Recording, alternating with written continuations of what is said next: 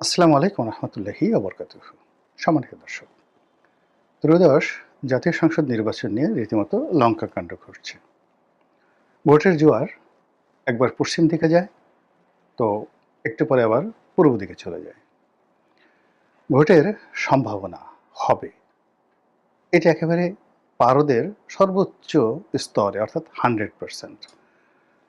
এই ভোট না হওয়ার কোনো সম্ভাবনা নাই, এটা সকালে এক গ্রুপ মনে করছে, আবার বিকেলবেলা রাজ্যের সব হতাশে এসে বলছে না রে ভাই, নির্বাচন হবে না।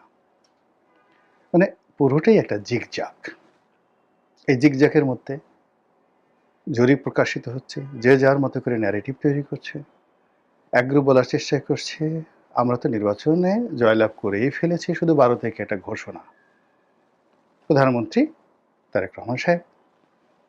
আবার এই ঘটনায় কোনো প্রতিক্রিয়া না দেখিয়ে